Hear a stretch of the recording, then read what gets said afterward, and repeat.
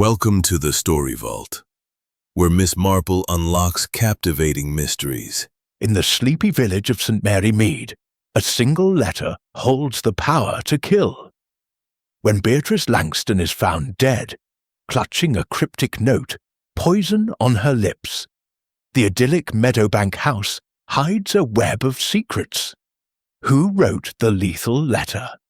What family betrayal drove a killer to murder? Join Miss Jane Marple, with her sharp mind and quiet wisdom, as she unravels lies, greed, and a shocking truth that will leave you questioning. Can anyone in this village be trusted? Dive into a classic mystery where every clue counts, and the truth is deadlier than the poison itself. Chapter 1. The Quiet Before the Storm. In the drowsy village of St. Mary Mead, where the hedgerows bloomed with late summer roses, and the church clock ticked with unhurried precision. Life unfolded with a rhythm as predictable as the seasons. The year was 1938, and the air carried the faint tang of autumn, though the sun still warmed the cobblestones of the high street. At the heart of the village stood Meadowbank House, a Georgian relic of faded grandeur, its ivy-clad walls hiding secrets as old as its foundations. It was here, on the morning of September 12th, that Captain Arthur Hastings, recently arrived to visit his old friend Miss Jane Marple, first sensed the undercurrent of unease that would soon unravel into tragedy. Hastings had come to St. Mary Mead at Miss Marple's invitation, a letter penned in her neat spidery hand promising a restful change from London's clamour. He found her in her cottage, knitting by the window, her sharp blue eyes scanning the village green with the quiet vigilance of a hawk. "You'll find Meadowbank House most interesting, Captain Hastings," she had said, her voice soft but laced with meaning. "The people there are curiously entangled." Hastings, accustomed to her cryptic remarks, had smiled and thought little of it. But as he strolled toward the house that morning, invited to a garden party by its owner, Mrs. Evelyn Hartley, he felt a prickle of curiosity. Meadowbank House was abuzz with preparations. The garden party, an annual tradition, drew the village's elite and a few outsiders, all gathered under the pretense of charity for the local orphanage. Mrs. Hartley, a widow of 50 with a fortune inherited from her late husband's shipping empire, presided over the event with practiced charm. Her auburn hair, swept into an elegant chignon, gleamed in the sunlight as she greeted guests on the lawn. Hastings noted her poise, but also the faint strain in her smile, as though she were bracing for an unseen storm. The guests were a tapestry of village life, each thread vibrant with its own secrets. There was Dr. Lionel Gray, the village physician, a man of 40, with a nervous habit of adjusting his spectacles, his eyes darting toward Mrs. Hartley with an intensity that suggested more than professional concern.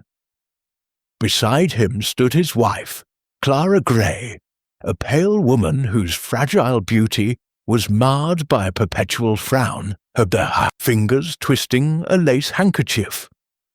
Miss Lavinia Trent, a spinster of indeterminate age, hovered near the tea-table, her sharp tongue slicing through pleasantries with gossip about the village's latest scandals. Young Roger Hartley, Mrs. Hartley's nephew and heir, lounged under an oak tree, his handsome face clouded with boredom, a cigarette dangling from his lips.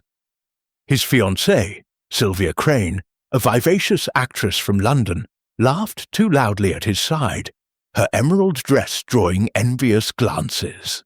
And then there was Mr. Percy Vale, a solicitor from London, whose stiff demeanour and watchful eyes suggested he was here on business rather than pleasure. Hastings, sipping lemonade, observed the scene with mild amusement.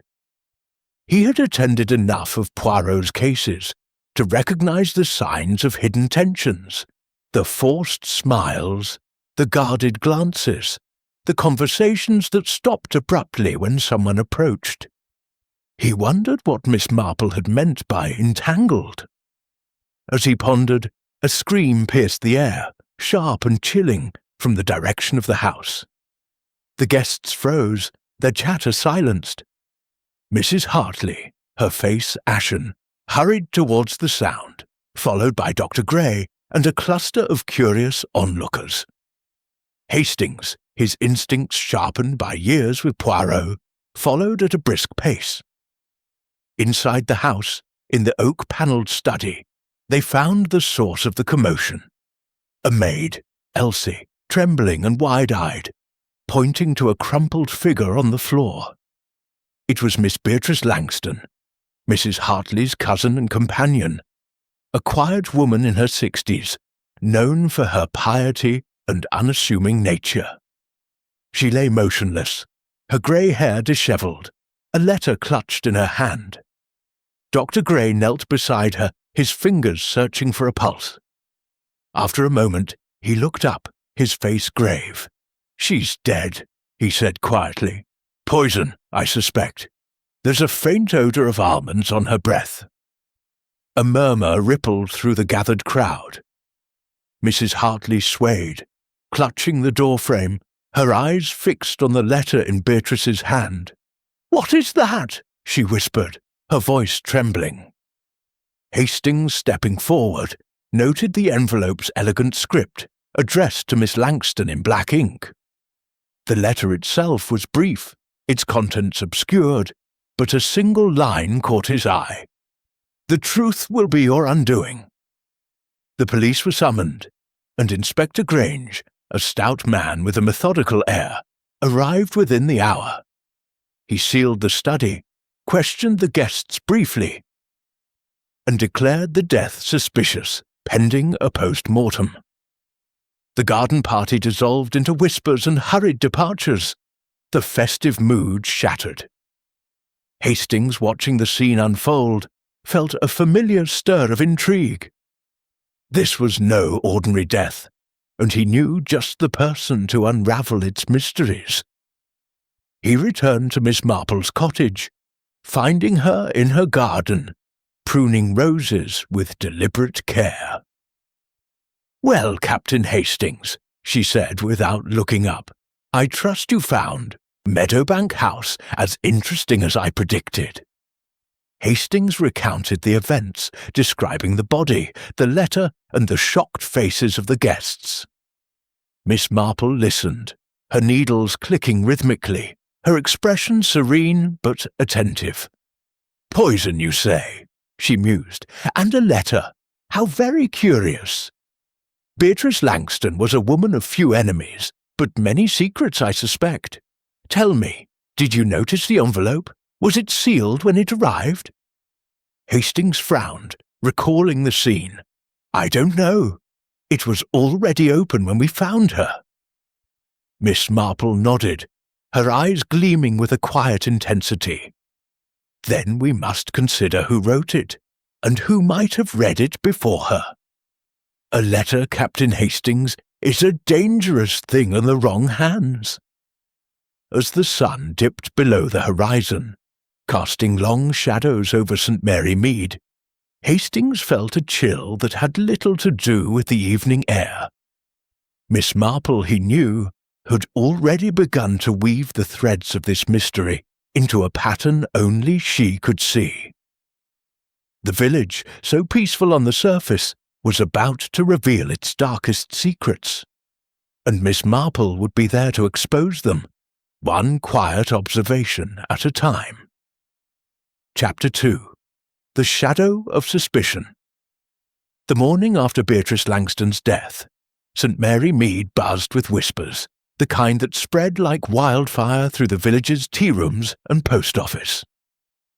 Meadowbank House, once a beacon of genteel hospitality, now loomed under a cloud of suspicion, its windows dark against the grey dawn.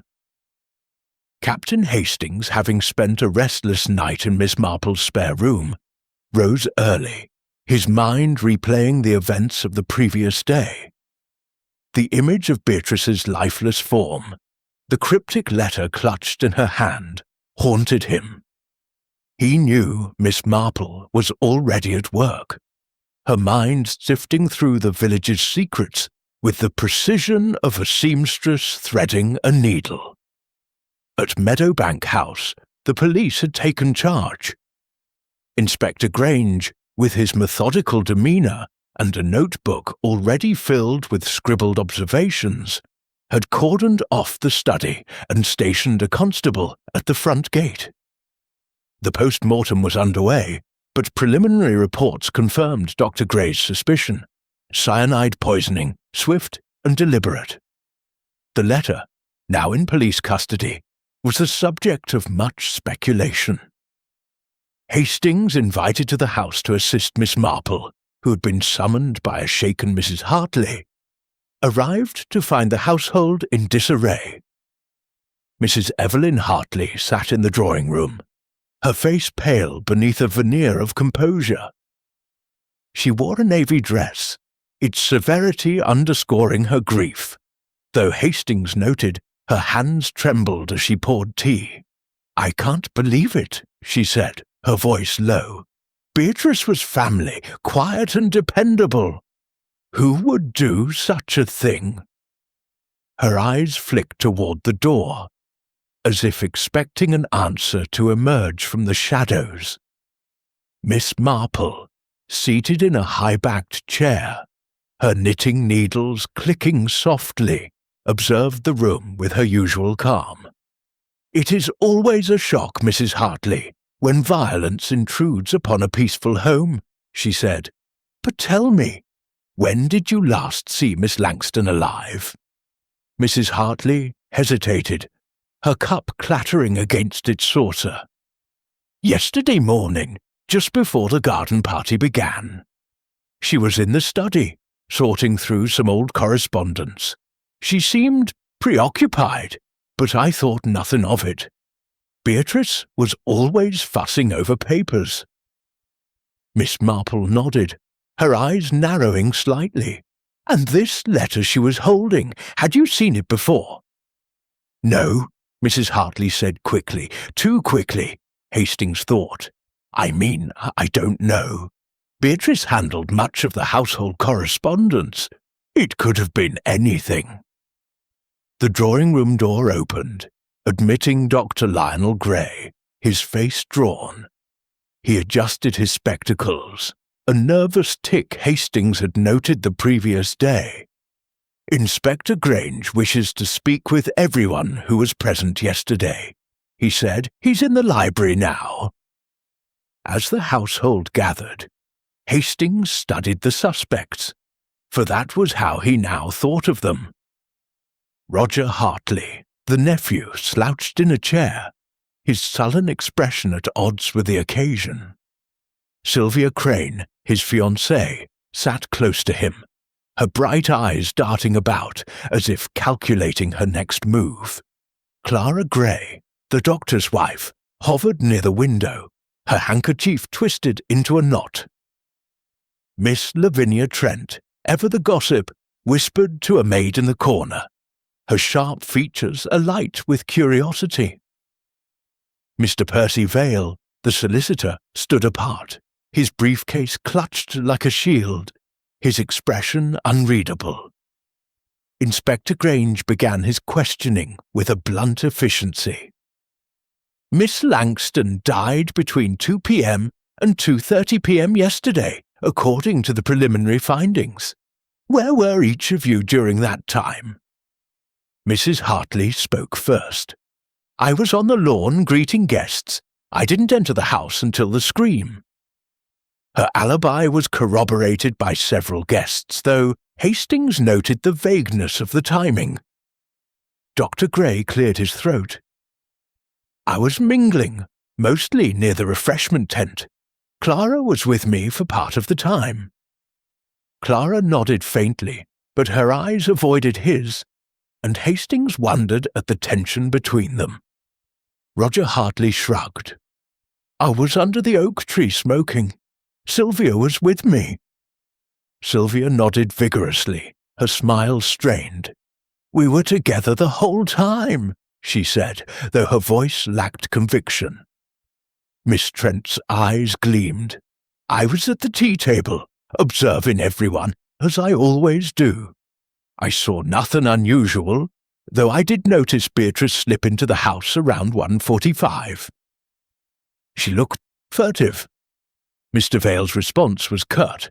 "I was in the garden discussing business with a colleague from London who attended the party. He left before the incident." His alibi, Hastings noted, depended on a witness no longer present. Miss Marple, who had remained silent, now spoke, her voice gentle but probing. "Inspector, might I see the letter Miss Langston was holding? It may hold a clue to her state of mind." Grange hesitated, then produced a photograph of the letter, as the original was with the police. The text was brief, written in a precise hand. "The truth will be your undoing. You know what you've done. Meet me in the study at 2 p.m. It was unsigned, the envelope bearing only Beatrice's name and the house's address, postmarked 2 days prior. Miss Marple studied the photograph. Her lips pursed. "A typewriter was used," she murmured, "and the paper is of fine quality, not the sort one finds in every village shop. Curious." She handed the photograph back, her eyes meeting Hastings. "Captain Hastings, did you notice the ink smudge on the envelope? It suggests someone handled it roughly before it reached Miss Langston." Hastings, who had not noticed, felt a familiar pang of admiration for her attention to detail. The group dispersed, but not before Grange announced that no one was to leave Meadowbank House until further notice. The atmosphere grew heavier, each glance between the suspects laden with unspoken accusations. As they walked back to her cottage, Miss Marple spoke softly. "The letter is the key, Captain Hastings. It was not written in haste, but with purpose. Someone wished Beatrice to know fear before her death. We must discover who sent it, and why she went to the study at precisely 2 p.m. Hastings nodded, his mind racing. "Do you think the poison was in the letter itself? Sprinkled on the paper, perhaps?" Miss Marple's eyes twinkled. "An ingenious thought, but unlikely. Cyanide is too volatile for such a method. No, the poison was administered another way, perhaps in her tea, or a sweet she was fond of. We must learn her habits, and who had access to her that day." Back at her cottage, Miss Marple settled into her armchair. Her knitting resumed. "The village is small, Captain Hastings, but its secrets are many. Beatrice Langston knew something dangerous enough to warrant her death. We must tread carefully, for the killer is among us, watching." As the church clock struck noon, Hastings felt the weight of the mystery settle over him. Miss Marple's calm certainty was a beacon, but the path ahead was fraught with shadows. The letter, the alibis, the strained glances, all were pieces of a puzzle only she could solve. And somewhere in Meadowbank House, a murderer waited, hoping their secret would remain buried. Chapter 3. The Arrival of Miss Marple. The air in St. Mary Mead carried a chill on the morning of September 13th, as if the village itself sensed the darkness that had settled over Meadowbank House. Captain Hastings, walking briskly toward the estate, felt the weight of Beatrice Langston's death pressing upon him. The previous day's events, the crumpled letter, the faint almond-like scent of cyanide, the guarded faces of the suspects had left him restless. He knew Miss Marple, with her unassuming demeanour and razor-sharp mind, was the key to unravelling this mystery. Today, she would formally enter the fray, and Hastings anticipated the subtle shift her presence would bring to the household's tense atmosphere.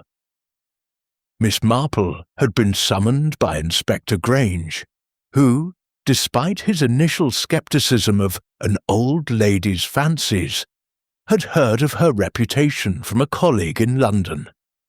She arrived at Meadowbank House at precisely 10 a.m., her black handbag clutched firmly, her hat perched at a precise angle. Hastings, waiting at the gate, noted the quiet authority in her step, a contrast to her frail appearance. "Good morning, Captain Hastings," she said, her voice soft but clear. "I trust you've observed the household closely. People reveal much when they think no one is watching."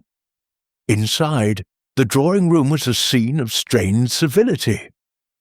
Mrs. Evelyn Hartley greeted Miss Marple with a forced smile, her eyes red-rimmed from sleeplessness or tears.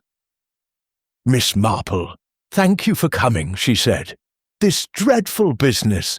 I can't imagine who would harm Beatrice." Her voice faltered, and Hastings wondered if her grief was entirely genuine. The other suspects were present, their postures betraying unease. Dr. Lionel Gray stood by the fireplace, his fingers adjusting his spectacles repeatedly.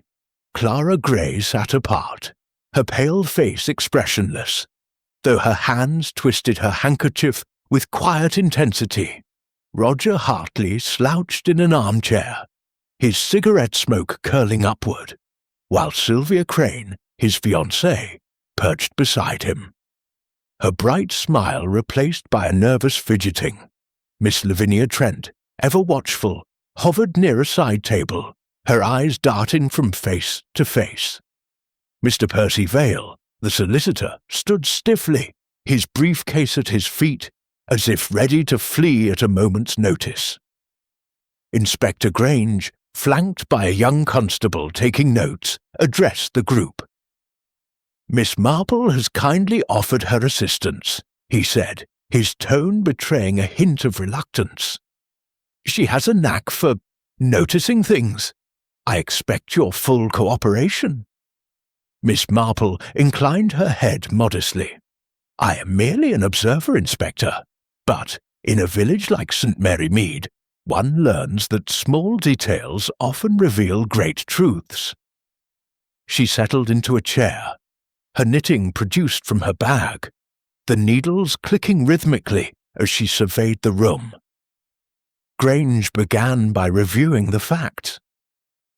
Miss Langston died of cyanide poisoning between 2 and 2:30 p.m. on September 12th. The letter found in her hand, typed and unsigned, suggests she was lured to the study. We've traced the envelope to a London postmark, but the typewriter remains unidentified.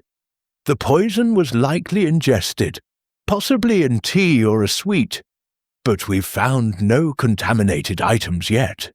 Miss Marple's needles paused. "May I ask, Inspector, if the study's windows were open during the party? Cyanide has a distinctive odour, and ventilation might explain why it went unnoticed."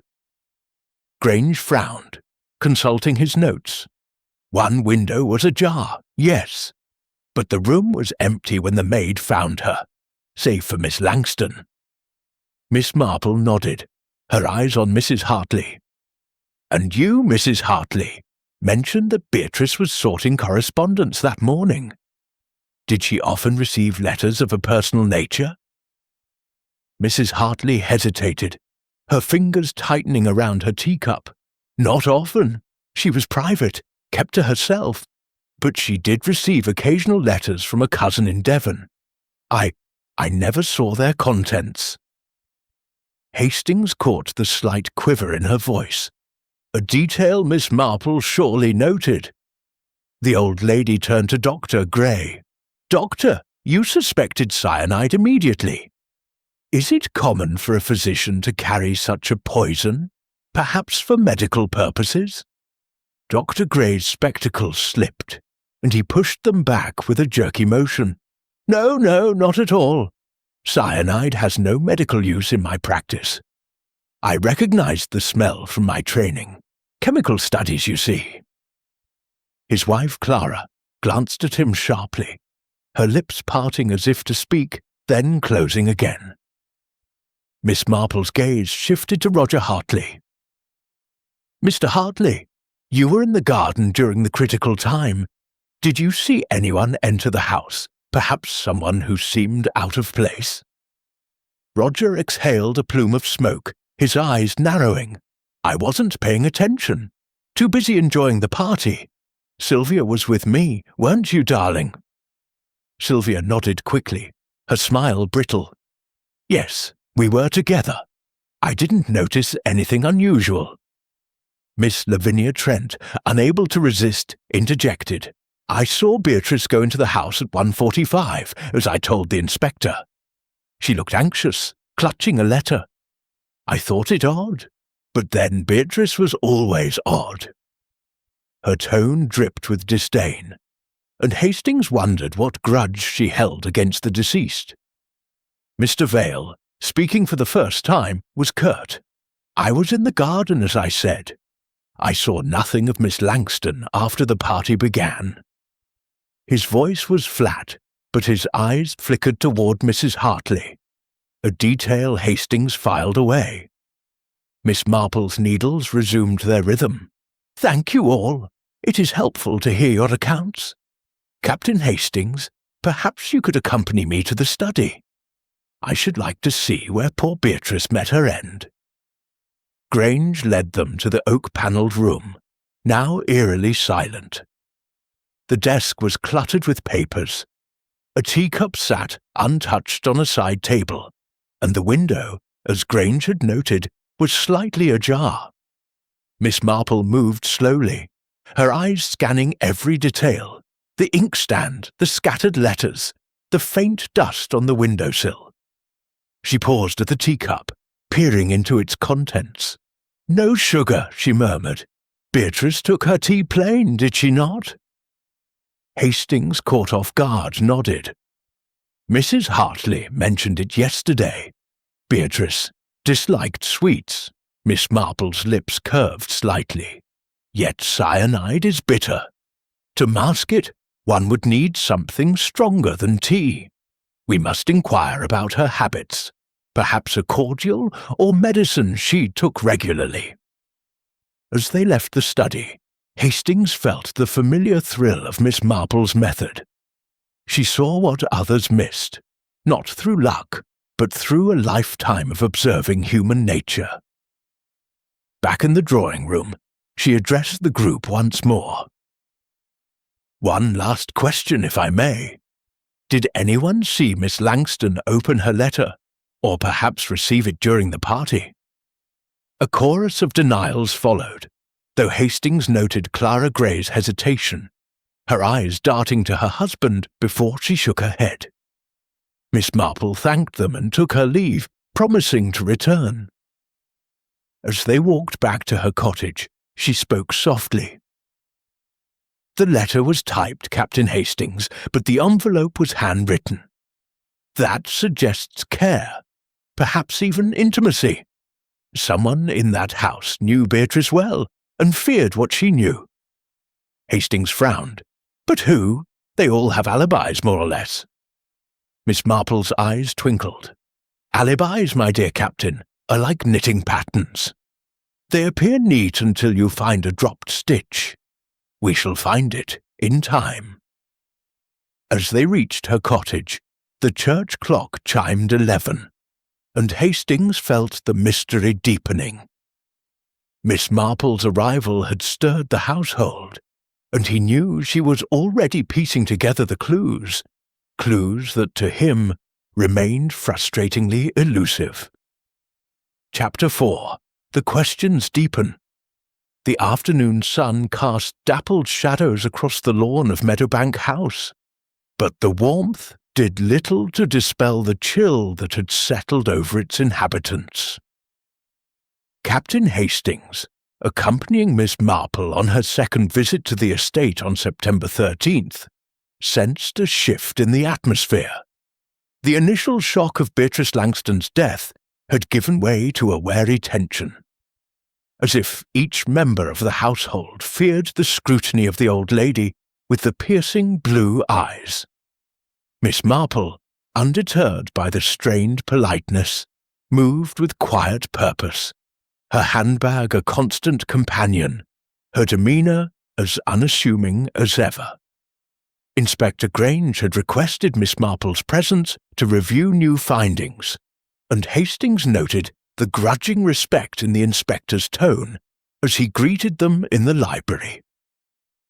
"We've had the post-mortem results," Grange announced, flipping open his notebook.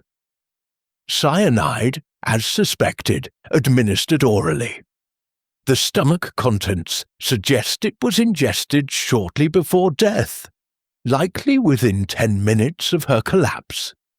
No trace of poison in the teacup or any food in the study, though."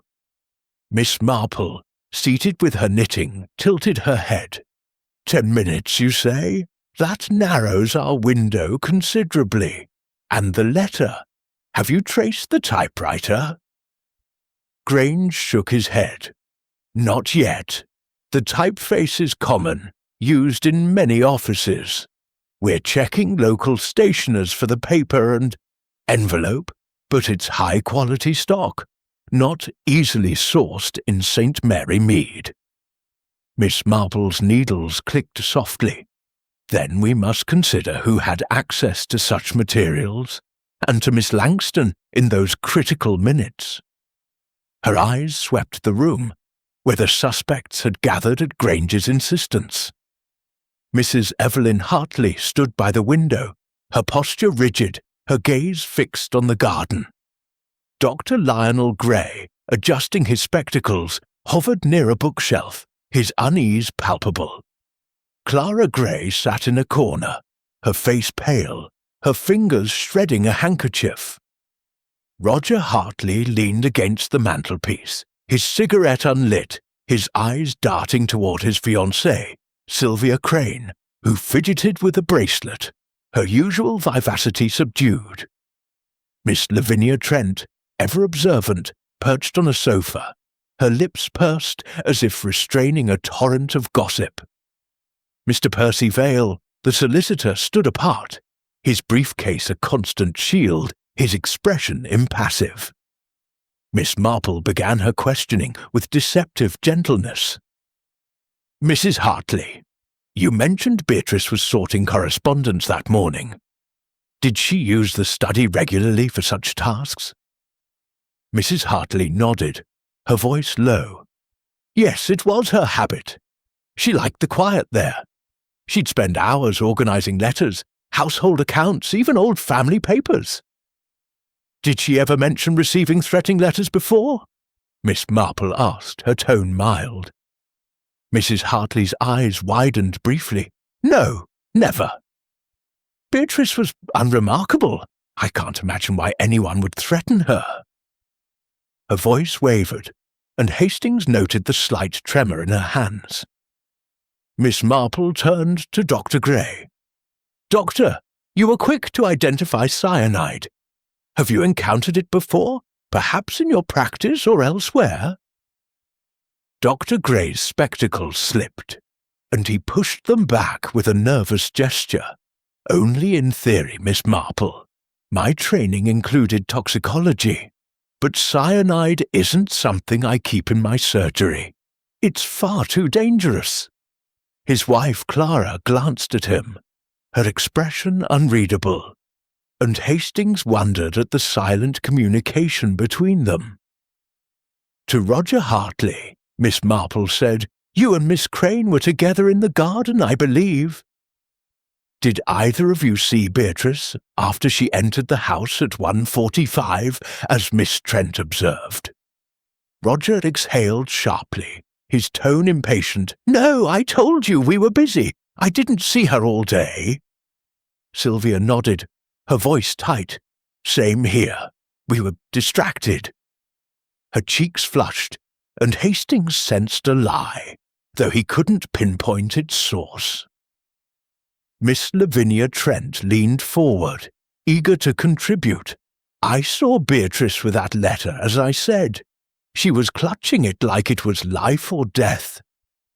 I'd wager it arrived that morning. She was fine at breakfast, but by noon she was all nerves." Miss Marple's eyes narrowed slightly. "And you, Miss Trent, were at the tea table.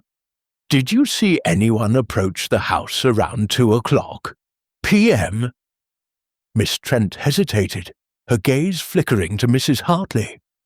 "Not exactly, but I did see Mr. Vale walking toward the house earlier, around 1:50. He was carrying that briefcase of his, as always." Vale's jaw tightened. "I went to the library to make a telephone call," he said curtly. "Business matters. I was back in the garden by 2 o'clock. Miss Marple nodded, her expression serene. "Thank you all. It is most helpful to hear these details." She rose, signalling to Hastings, and they followed Grange to the study once more. The room was as they'd left it, the air heavy with the memory of death. Miss Marple examined the desk, her fingers brushing over a stack of letters. "These are household accounts mostly," she murmured. "But look here, Captain Hastings, a letter from Beatrice's cousin in Devon, dated a week ago. It mentions a family matter she wished to discuss. Curious, don't you think?" Hastings peered at the letter, its tone polite but urgent. "Do you think it's related to the threatening letter?" "Perhaps," Miss Marple said, her eyes scanning the room. She paused at the windowsill, noting a faint smudge of dirt. "Someone stood here recently, perhaps watching the garden. The view is clear to the oak tree, where Mr. Hartley and Miss Crane were." They returned to the library, where Grange was questioning the maid Elsie, who had found the body. Elsie, still shaken, recounted her discovery.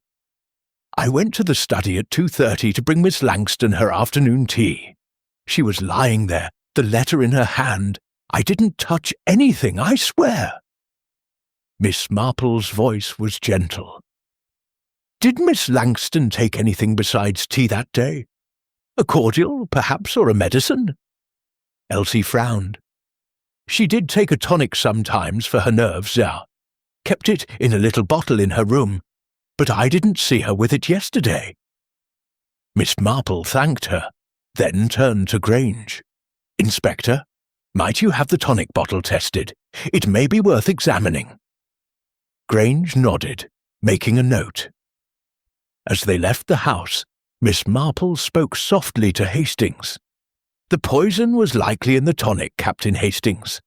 Cyanide's bitterness could be masked by its flavour, and Beatrice's habit of taking it privately would make it an ideal vehicle.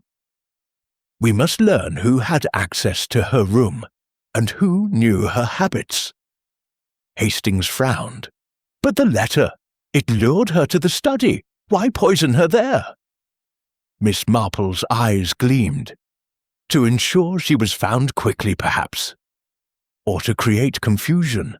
The letter is a performance, Captain Hastings, meant to distract us from the true method. But we shall see through it." As they walked back to her cottage, the village seemed quieter, its usual bustle subdued. Hastings felt the weight of the mystery growing heavier, but Miss Marple's calm certainty was a steadying force.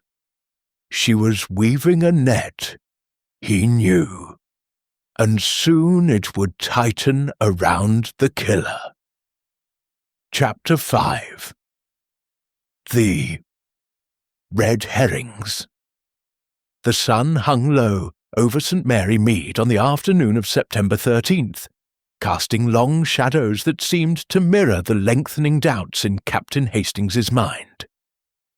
Meadowbank House, once a place of genteel gatherings, now felt like a stage where every glance and word was part of a carefully rehearsed performance. Miss Marple, undeterred by the household's growing unease, continued her quiet investigation, her sharp eyes missing nothing. Hastings, walking beside her as they approached the estate once more, marvelled at her ability to remain serene amid such tension. Inspector Grange had called them back to discuss a new development. The tonic bottle from Beatrice Langston's room had been tested and found to contain traces of cyanide. "It's conclusive," Grange said, meeting them in the library. "The poison was in her nerve tonic. Someone tampered with it, likely within the last day or two, given the bottle's half-empty state." His tone was grim, but Hastings sensed a hint of frustration, as if the inspector felt the case slipping beyond his grasp. Miss Marple, her knitting needles clicking softly, tilted her head. "And who had access to Miss Langston's room, Inspector? A private tonic suggests a private act of malice." Grange consulted his notebook. The maids, Elsie and Mary, cleaned the room daily. Mrs. Hartley visited often, as did Miss Trent, who shared a fondness for gossip with Beatrice. Dr. Gray occasionally checked on her health, and Roger and Sylvia were in and out of the house. Mr. Vale, being a guest, had no reason to enter her room, but he was seen on the upper floor the morning of the party. Miss Marple's eyes gleamed. A busy household, then. And the bottle itself, was it sealed or easily opened? "Unsealed," Grange replied. "A simple cork stopper. Anyone could have tampered with it." The suspects were summoned, and Hastings noted their strained expressions as they gathered in the drawing room. Mrs. Evelyn Hartley stood by the fireplace, her composure fraying at the edges. Dr. Lionel Gray adjusted his spectacles with increasing frequency, his face pale. Clara Gray sat stiffly, her eyes fixed on the floor, her handkerchief now a tattered relic. Roger Hartley lit a cigarette, his nonchalance a thin veneer over his unease.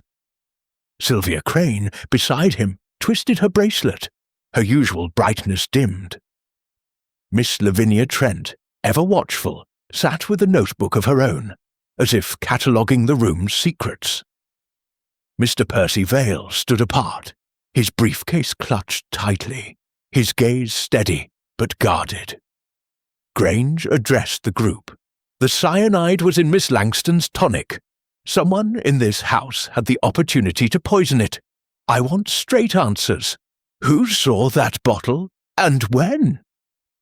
Mrs. Hartley spoke first, her voice sharp. I never touched it. Beatrice kept it on her dressing table. I had no reason to meddle with her medicines. Her eyes flicked toward Doctor. Gray, a gesture Hastings. Caught. Dr. Gray cleared his throat. I prescribed the tonic months ago for her nerves. It was harmless, quinine-based. I checked her supply last week, and it was fine then. His wife, Clara, looked at him sharply, her lips parting, but she said nothing. Roger Hartley exhaled smoke. I didn't even know she took a tonic. I barely spoke to the old girl. Sylvia nodded quickly. Me neither. I was too busy with the party to notice her habits. Miss Trent's voice cut through the room. I saw the bottle when I visited Beatrice 2 days ago. She was complaining about her nerves, said the tonic helped. It looked normal to me. Her tone suggested she relished the attention, and Hastings wondered if her gossip held more clues than she let on. Mr. Vale's response was clipped. I had no business in her room. I deal in legal matters, not medicines. His eyes met Miss Marple's briefly, and Hastings sensed a flicker of unease. Miss Marple, Her knitting paws spoke gently.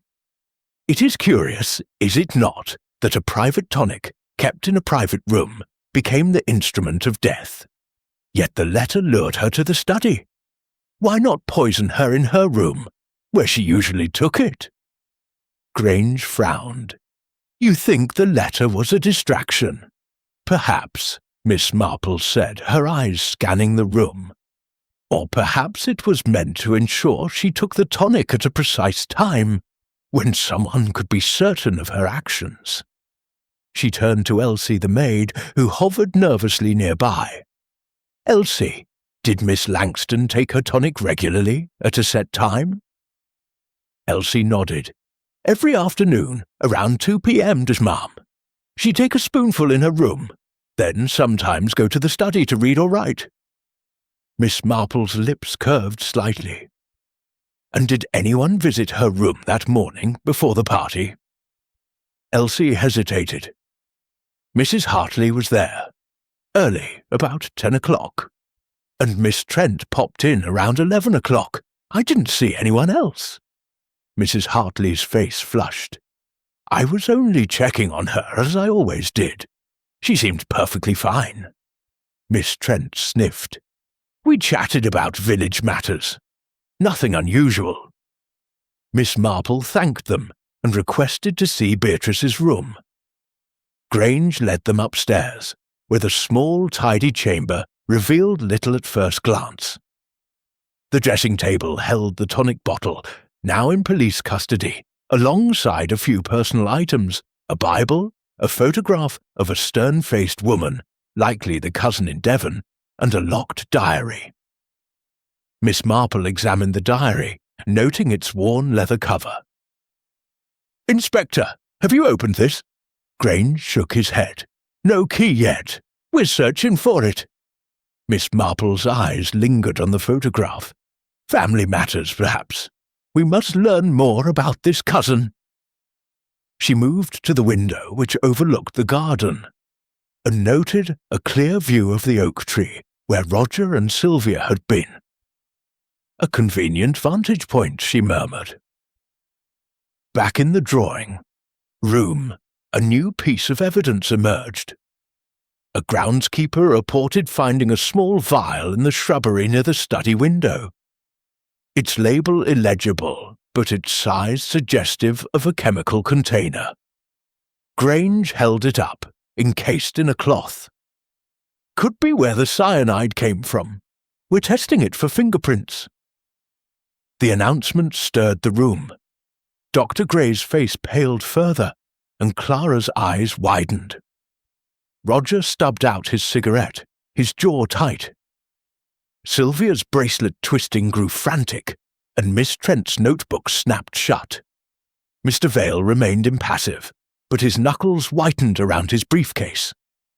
Miss Marple spoke softly. A vial, discarded so carelessly, suggests haste, or a deliberate attempt to mislead. We must consider both possibilities. Her eyes met Hastings', and he knew she was already sifting through the red herrings, separating truth from deception. As they left the house, Miss Marple spoke quietly. The vial is convenient, Captain Hastings, but I suspect it's a distraction. The killer is clever, planting clues to muddy the waters. But the diary, the tonic, the letter, these are the threads we must follow. Hastings nodded, his mind racing. Do you think the diary holds the key? Almost certainly, Miss Marple said. Beatrice knew something worth killing for. And someone in that house fears what she wrote. As the church clock chimed 4, Hastings felt the net tightening, though the killer remained just out of reach. Chapter 6. A clue in detail.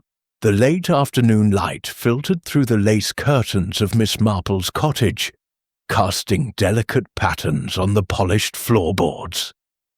Captain Hastings, seated across from her, sipped tea and watched as she turned the pages of a small notebook, her eyes sharp with concentration. The events at Meadowbank House had taken a turn, and Hastings felt the mystery deepening, its threads tangling in ways he couldn't yet unravel. Miss Marple, however, seemed undaunted, her calm demeanour masking the intricate workings of her mind. That morning, September 14th, a breakthrough had come. The key to Beatrice Langton's diary had been found, tucked inside a hymn book in her room. Inspector Grange had brought it to Miss Marple, recognising her knack for seeing what others missed. The diary, now open, lay on the table between them, its pages filled with Beatrice's neat, precise handwriting. Hastings leaned forward, eager for answers, but Miss Marple's expression was cautious, her fingers tracing the entries as if deciphering a code. "The diary is revealing," she said softly, "but it requires careful reading." Beatrice was a private woman, yet she recorded her observations with surprising candour. She pointed to an entry dated a week before her death. "E is troubled. I saw her with the letters again, burning them in the garden at dusk. Why destroy such old correspondence? I fear she hides something." Hastings frowned. "E must be Mrs. Hartley. Burning letters. That sounds suspicious." Miss Marple nodded. "Indeed, Captain Hastings, but we must not jump to conclusions. Beatrice also mentions others." She turned to another entry, dated 3 days prior. "L came to me, agitated, asking about the old trust. He fears it will ruin him. I promised to keep silent, but I cannot ignore the truth." "L could be Dr. Lionel Gray," Hastings suggested. "He's been nervous, always fidgeting with his spectacles." "Quite possibly," Miss Marple said, her eyes gleaming, "but there is more." She read aloud a final entry, written the day of the party. "The letter arrived today. It knows too much. I must confront the past, though it terrifies me. 2 p.m., the study." Hastings leaned back, his mind racing. So she knew the letter was coming, and she went to the study expecting, what? A confrontation. Miss Marple closed the diary, her expression grave. Beatrice was no fool. She suspected danger, yet she went.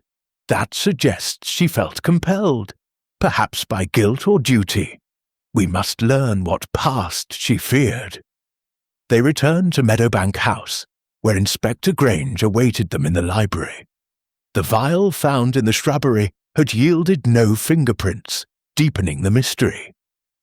Grange, pacing, looked frustrated. "This case is a tangle, Miss Marple. The tonic was poisoned, the letter lured her, but we've no clear suspect. Everyone's alibis hold, more or less."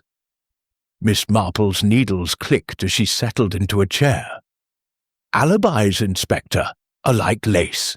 Beautiful, until you find a snag.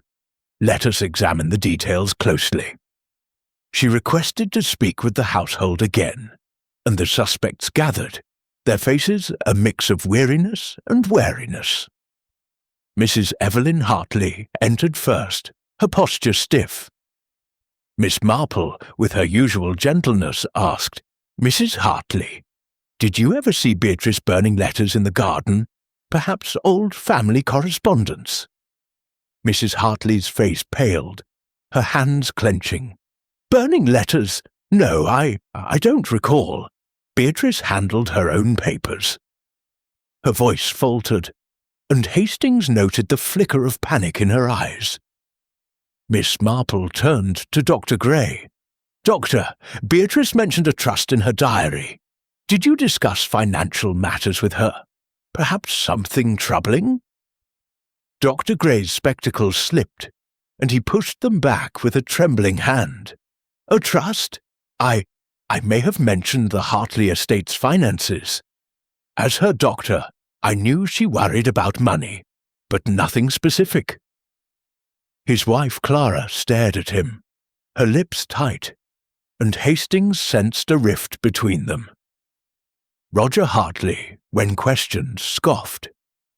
Aunt Beatrice was always fussing about money. She thought I was reckless with my inheritance, but I didn't care about her diary or her secrets. Sylvia Crane nodded, her smile forced. Roger's right. Beatrice was old-fashioned, always prying. Miss Lavinia Trent, eager to contribute, leaned forward. I saw Beatrice in the garden once, about a week ago, with a bundle of letters. She looked guilty, as if she didn't want to be seen. I told her it was foolish to burn things. Smoke draws attention. Her tone was smug, and Hastings wondered how much she truly knew. Mr. Percy Vale, the solicitor, was curt. I dealt with the Hartley estate's legal matters, not Beatrice's personal papers. If she burned letters, it was her business. His eyes, however, lingered on Mrs. Hartley, a detail Miss Marple's sharp gaze surely caught. As the questioning ended, Miss Marple requested to see the garden where Beatrice had been seen burning letters. Grange led them to a secluded corner near a rose trellis, where a small pile of ash remained, partially scattered by the wind. Miss Marple knelt, examining the ground. Charred paper, but no legible fragments, she murmured. Yet the act of burning suggests fear. Fear of discovery. Hastings, puzzled, asked, "Do you think the burned letters are connected to the threatening letter?" "Almost certainly," Miss Marple replied. "Beatrice was guarding a secret, one others shared. The threatening letter forced her to act, but someone ensured she never spoke." She pointed to a faint footprint in the soft earth, half hidden by the roses. "A man's shoe, I think. Size 10, perhaps. We must check the gentleman's footwear." Back in the house, Grange agreed to compare the footprint to the shoes of Roger Doctor, Gray, and Mr. Vale. As they waited, Miss Marple spoke softly to Hastings. "The diary and the burned letters point to a family secret, Captain Hastings.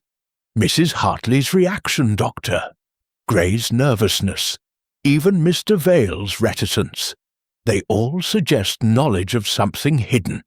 But the footprint, that is a detail we cannot ignore." As the day drew to a close, Grange reported that the footprint matched a pair of Roger Hartley's boots found in his room. Roger, confronted, protested. "I walk the garden all the time. That proves nothing." His anger seemed genuine, but Hastings noted Sylvia's anxious glance, as if she feared he was hiding something.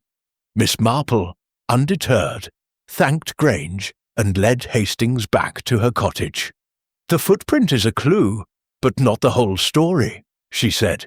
"Roger is impulsive, but is he cunning enough to poison a tonic and write a typed letter?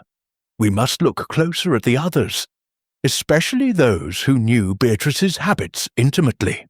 As the church clock chimed 6, Hastings felt the mystery's complexity growing, but Miss Marple's quiet confidence steadied him. A single detail, the footprint, had sharpened the focus, yet the killer remained elusive, hidden among the tangled secrets of Meadowbank House. Chapter 7. More Lies Surface.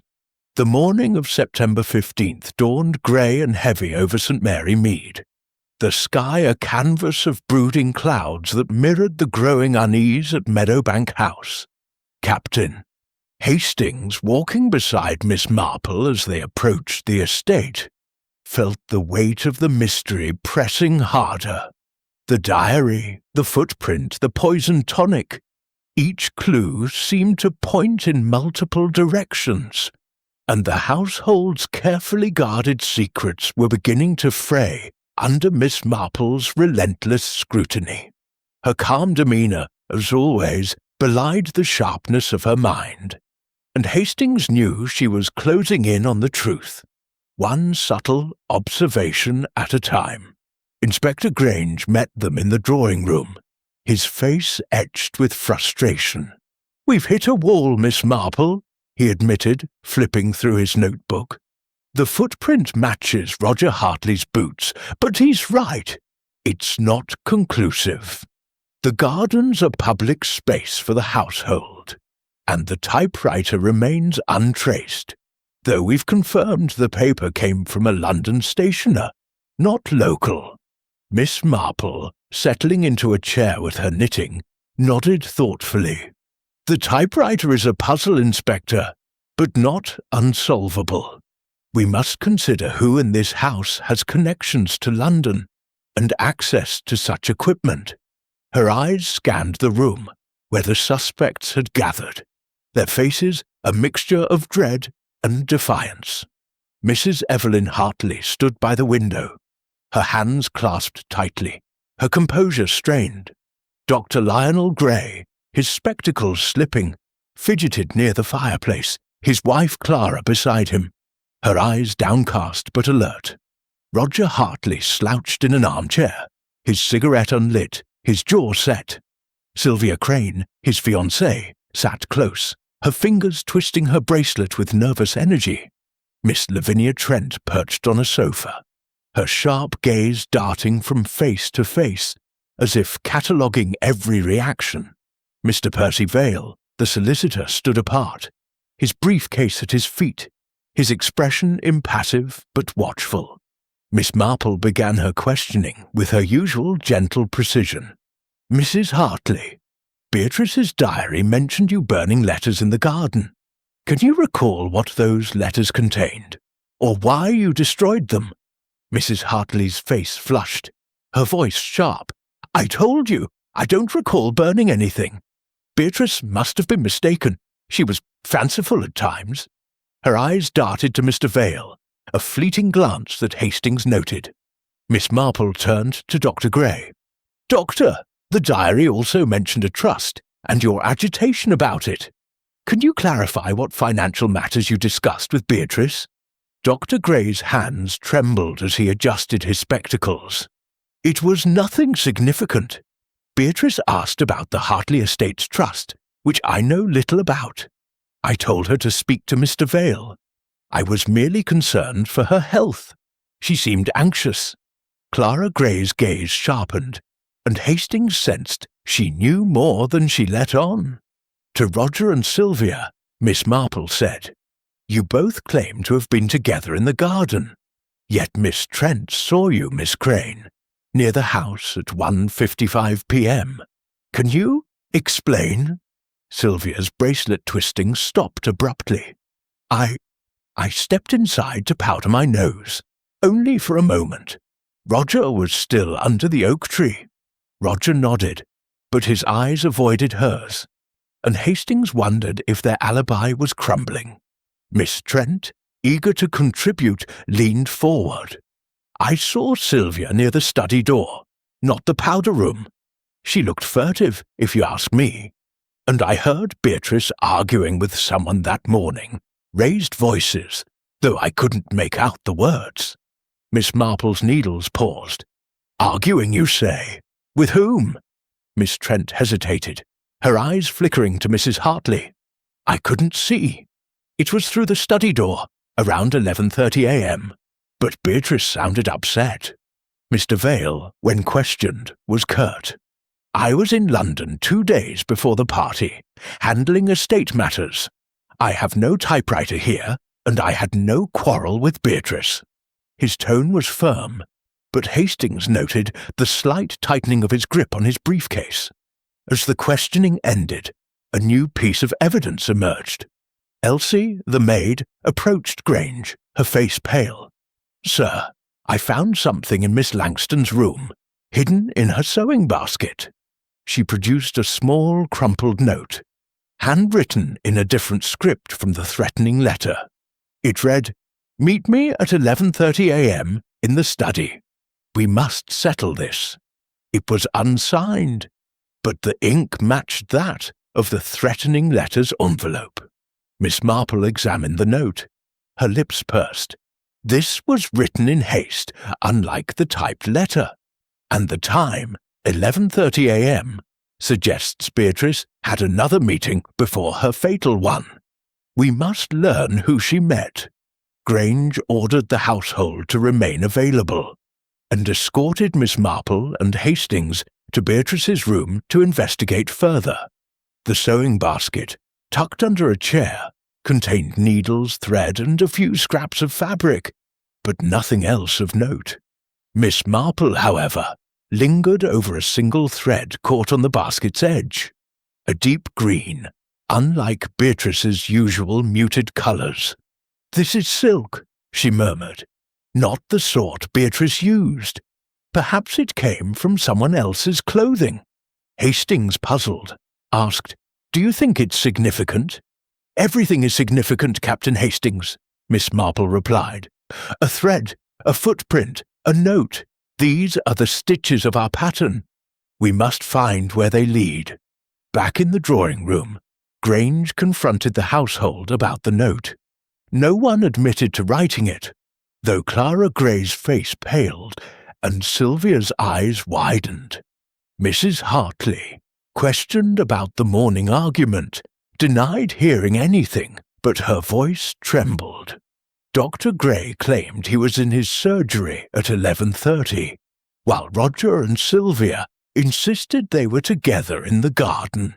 Miss Trent, however, volunteered that she saw Clara near the study at that time, a claim Clara dismissed as mistaken. Miss Marple, observing silently, spoke at last. "The note and the argument suggest Beatrice was entangled in something complex, a secret that threatened more than one person. We must look to their motives, Inspector, and their lies." As they left Meadowbank House, Miss Marple spoke softly to Hastings. "The green thread, Captain Hastings, reminds me of a dress I saw Sylvia Crane wearing at the party. And Clara Gray's reaction to the note. She knows something, but fear holds her back. The lies are surfacing, but the truth is still hidden." At her cottage, Miss Marple resumed her knitting, her eyes distant. Beatrice's death was no impulse. It was planned, down to the smallest detail. The note, the tonic, the letter, all part of a design to silence her. But the killer made one mistake. They underestimated the power of a single thread. As the church clock chimed noon, Hastings felt the mystery's threads tightening, but the killer's identity remained elusive, cloaked in the lies of Meadowbank House. Chapter 8. The Emotional Turning Point. The morning of September 16th brought a drizzle to St. Mary Mead, the fine mist cloaking Meadowbank House in a veil of melancholy. Captain Hastings, accompanying Miss Marple as they approached the estate, felt the weight of the investigation pressing harder. The clues, the diary, the footprint, the green thread, the handwritten note, had woven a complex web, but the killer remained elusive. Miss Marple, however, walked with her usual quiet confidence, her black handbag clutched firmly, her eyes scanning the world with the precision of a watchmaker. Inside the house, the atmosphere was brittle, the suspect's nerves frayed by days of scrutiny. Inspector Grange, looking more haggard than usual, greeted them in the library. "We've hit another dead end," he admitted, rubbing his temples. "The green thread matches a dress Miss Crane wore at the party, but she claims it could have caught in the basket earlier. She visited Beatrice's room a week ago to borrow a shawl, and the note's handwriting doesn't match any samples we've collected." Miss Marple, settling into a chair with her knitting, nodded thoughtfully. "A dead end, Inspector, is merely a challenge to look closer. The thread and the note are pieces of the puzzle, but we must also consider the human heart. Someone in this house is carrying a burden they can no longer bear." The suspects gathered in the drawing room, their faces a gallery of strain and suspicion. Mrs. Evelyn Hartley stood by the fireplace, her hands clasped so tightly her knuckles were white. Dr. Lionel Gray, his spectacles fogging slightly, hovered near a bookshelf, his fingers twitching. Clara Gray sat apart, her handkerchief reduced to a shred, her eyes red-rimmed as if from crying. Roger Hartley lounged in an armchair, his cigarette unlit, his gaze restless.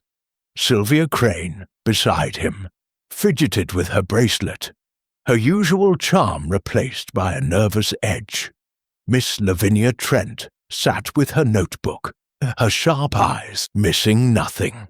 Mr. Percy Vale stood stiffly, his briefcase a constant companion, his expression guarded. Miss Marple began her questioning with her characteristic gentleness, but there was a new intensity in her tone. Miss Crane, the green thread found in Beatrice's sewing basket matches your dress. You mentioned visiting her room a week ago. Can you recall what you discussed? Sylvia's bracelet twisting stopped abruptly. It was nothing important, she said, her voice high. I needed a shawl for the evening chill.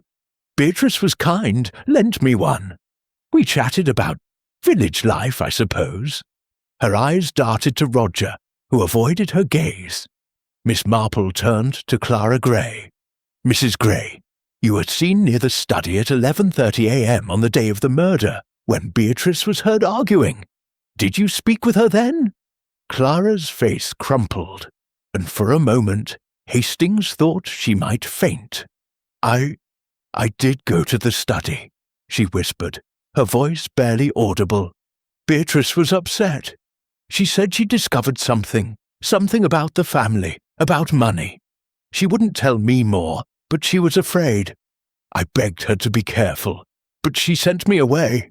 Tears welled in her eyes, and Dr. Gray stepped forward, his face pale.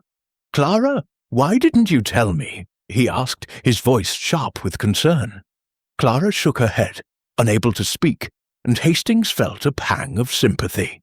Her admission was the first crack in the household's wall of silence. Miss Marple's needles paused. Thank you, Mrs. Gray. That is most illuminating. And you, Doctor. Gray, did Beatrice ever confide in you about this discovery? Dr. Gray's spectacles slipped, and he pushed them back with a trembling hand. No, she didn't.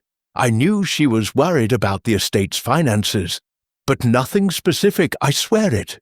His voice cracked, and Hastings wondered if guilt, not fear, drove his agitation. Mrs. Hartley, her composure breaking, spoke suddenly. This is unbearable. Beatrice was meddling in things she didn't understand. Old letters, old promises. They meant nothing. Her outburst silenced the room, and Hastings saw Miss Trent's eyes gleam with interest. Miss Marple's voice remained calm. Mrs. Hartley, what promises do you mean? Were they connected to the letters Beatrice burned? Mrs. Hartley's face flushed, and she turned away. I don't know what she burned. I told you, I never saw it. Her denial rang hollow, and Hastings noted Mr. Vale's subtle shift in posture, as if bracing for a revelation. Roger Hartley stubbed out his unlit cigarette, his voice bitter. This is all nonsense. Aunt Beatrice was a nosy old woman, poking into everyone's business. Maybe she pushed someone too far. Sylvia gripped his arm, her eyes wide, as if urging him to stop. Miss Trent, unable to resist, interjected. Beatrice was always prying. I told her it was dangerous to dig up the past. She mentioned a trust once, said it could ruin the family. I thought she was being dramatic. Her tone was smug, but her hands trembled slightly, betraying her unease. Mr. Vale's response was curt. The Hartley trust is sound. Beatrice had no business meddling in legal matters. If she found something, it was likely a misunderstanding. His eyes met Mrs. Hartley's briefly, and Hastings sensed a shared secret. As the questioning ended, Clara Gray rose abruptly, her voice breaking. I can't bear this. Beatrice knew something terrible, and I should have helped her. I saw her with that letter, the threatening one, before the party. She was shaking, said it was from someone she trusted. I should have stayed with her. She collapsed into sobs, and Dr. Gray rushed to her side, his own composure crumbling. Miss Marple watched the scene, her expression unreadable. "Thank you, Mrs. Gray. Your honesty is a great help." She rose, signalling to Hastings, and they stepped into the hall, where Grange joined them. "That was a breakthrough," Grange said, his voice low. "Clara's admission ties the letter to someone close to Beatrice. But who?" Miss Marple's eyes gleamed. "Someone she trusted, Inspector. That narrows our circle.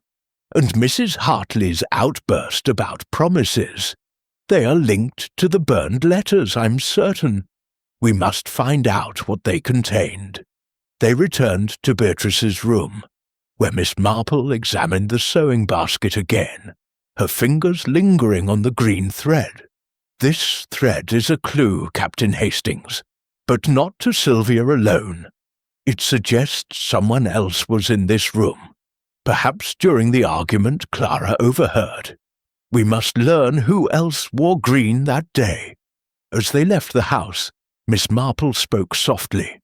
"Clara's confession is the turning point, Captain Hastings. The killer is feeling the pressure now, and pressure makes people careless. We are close, but we must be cautious. The truth is dangerous." At her cottage, Miss Marple resumed her knitting, her eyes distant. The promises, the trust, the letters, they point to a betrayal, long buried but never forgotten. Beatrice uncovered it, and it cost her life. Tomorrow we shall tighten the net. As the church clock chimed 1, Hastings felt the mystery's weight lifting slightly. Clara's tears a crack in the killer's armor, but the truth remained just out of reach, hidden in the shadows of Meadowbank House. Chapter 9. The Trap. The drizzle of the previous day had cleared by the morning of September 17th, leaving St. Mary Mead bathed in a crisp autumn light that belied the tension-gripping Meadowbank House. Captain Hastings, walking beside Miss Marple as they approached the estate, sensed a shift in the air. A feeling that the investigation was nearing a critical juncture. Miss Marple's calm demeanour, her black handbag swinging gently at her side, masked the intensity of her purpose. Today, Hastings knew, she intended to set a trap, one woven from the threads of truth she had been patiently gathering. Inside the house, the atmosphere was taut, the suspect's nerves stretched to breaking. Inspector Grange, looking weary but determined, greeted them in the library. "We've made progress," he said, his voice low. "The typewriter used for the threatening letter has been traced to a machine in Mr. Vale's London office, though he claims it's accessible to his staff. And we found a partial fingerprint on the tonic bottle. Not enough to identify, but it confirms tampering." Miss Marple, settling into a chair with her knitting, nodded thoughtfully. "A typewriter in London and a fingerprint here. The pieces are falling into place, Inspector. But we must now apply pressure to reveal the whole picture."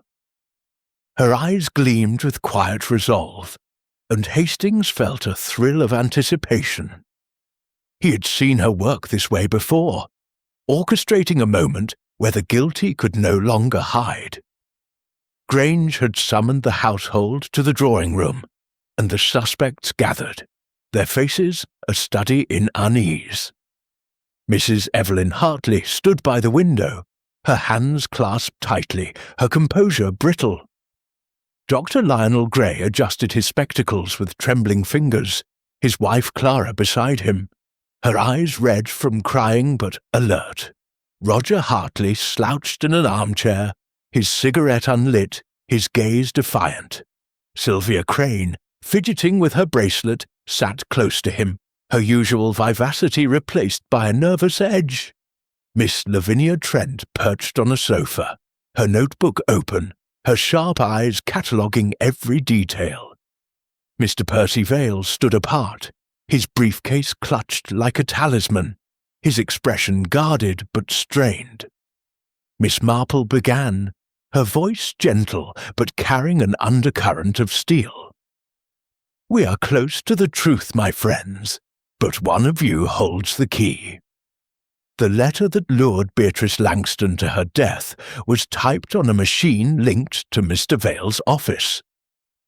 The tonic she drank was poisoned, and a green thread, perhaps from Miss Crane's dress, suggests someone was in her room, but there is more. Beatrice's diary spoke of promises, a trust, and a secret that threatened this household. Today, I propose we reconstruct the events of that fateful day." Grange, catching her intent, nodded. "We'll walk through the timeline, starting at 11:30 a.m., when Miss Trent heard Beatrice arguing in the study. Mrs. Gray, you admitted to being there. Can you tell us more?" Clara's voice trembled as she spoke. "I told you Beatrice was upset. She said she'd found old letters in the attic, letters that proved a betrayal. She wouldn't say more, but she was frightened. I left her at 11:45, I swear." Her eyes filled with tears, and Dr. Gray reached for her hand, his own face pale. Miss Marple turned to Mrs. Hartley. "And you, Mrs. Hartley, were seen in Beatrice's room at 10 a.m. Did you see those letters, or know what they contained?" Mrs. Hartley's face flushed. "I told you, I didn't burn any letters. Beatrice was imagining things. She was always poking into the past." Her voice rose, and Hastings noted the desperation in her tone. Miss Marple's needles clicked softly. "Let us move to 1:45 p.m., when Miss Trent saw Beatrice enter the study, clutching a letter. Miss Crane, you were near the study at 1:55. Did you see her?" Sylvia's bracelet twisting grew frantic. "I was only passing by. I didn't go in. I swear, I didn't see her." Roger's jaw tightened, and he muttered, "Leave her alone. She's got nothing to do with this." Miss Trent interjected, her voice sharp. "I saw Sylvia linger by the door, and she looked guilty. And I heard Beatrice muttering about a trust. Something about ruining everything." Mr. Vale, his voice cold, spoke up. "The trust is a legal matter, Miss Marple. Beatrice had no business meddling. My typewriter may have been used, but I was in the garden at 2 p.m., as my colleague confirmed." Miss Marple's eyes narrowed. "Yet the letter was posted from London, where you were 2 days prior. And the footprint in the garden, near the burned letters, matches Mr. Hartley's boots. Curious, is it not, how the clues point in so many directions?" The room fell silent, the tension palpable. Miss Marple rose, her movements deliberate. "Let us go to the study, all of you. I wish to test a theory." Grange, intrigued, led the group to the oak-panelled room, where the air still held the memory of death. Miss Marple stood by the desk, her eyes scanning the scene. Beatrice received a letter at noon, luring her here at 2 p.m. She took her tonic, as was her habit, and died within minutes. But suppose the letter was not the lure. Suppose it was meant to distract us from the true method. She turned to the group, her voice steady. "I propose that someone here knew Beatrice's routine intimately. They poisoned her tonic, knowing she would take it at 2 p.m. The letter ensured she was in the study, where her death would be discovered quickly, creating confusion. But who could have tampered with the bottle? And who wrote that note at 11:30 a.m.? The suspects shifted uneasily. Clara Gray's hands trembled, and she whispered, "I should have stayed with her. She trusted me." Dr. Gray's face darkened, and he snapped, "Stop this, Clara! You're only making it worse." His outburst startled the room, and Hastings saw Miss Marple's eyes gleam.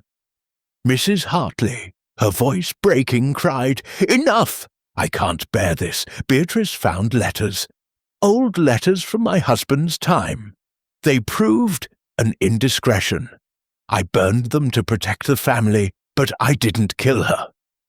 Her confession hung in the air, and Mr. Vale's expression tightened, as if her words struck too close. Miss Marple nodded, her trap tightening. "Thank you, Mrs. Hartley. The letters are key, but not the whole story. Someone else used Beatrice's discovery to silence her. Let us return tomorrow, when I believe the final piece will fall into place."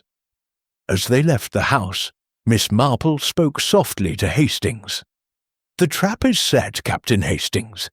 The killer is nervous now, and nervous people make mistakes.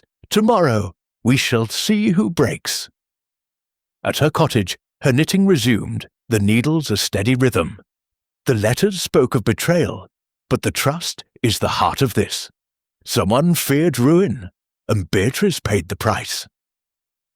As the church clock chimed 11, Hastings felt the net closing, the killer's shadow growing sharper in Miss Marple's relentless gaze. Chapter 10. The Reveal. The morning of September 18th broke with a brittle clarity over St. Mary Mead, the autumn sun casting sharp shadows across Meadowbank House. Captain Hastings, walking beside Miss Marple as they approached the estate, felt a knot of anticipation in his chest. The investigation had reached its climax, and Miss Marple's quiet confidence suggested she was ready to unveil the truth. Her black handbag swung gently at her side, her eyes bright with the certainty of a puzzle nearly solved. Hastings, accustomed to her methods, knew this was the moment when her careful observations would coalesce into a devastating revelation. Inside the drawing-room, the suspects gathered, their faces etched with dread and exhaustion. Inspector Grange stood by the fireplace, his notebook open, his expression a mix of skepticism and hope. The air was heavy with expectation, as if the house itself awaited judgment. Mrs. Evelyn Hartley sat rigidly, her hands clasped, her eyes darting nervously. Dr. Lionel Gray adjusted his spectacles, his fingers trembling. Clara Gray, beside him, clutched a tattered handkerchief, her face pale but resolute. Roger Hartley slouched in an armchair, his cigarette unlit, his jaw tight.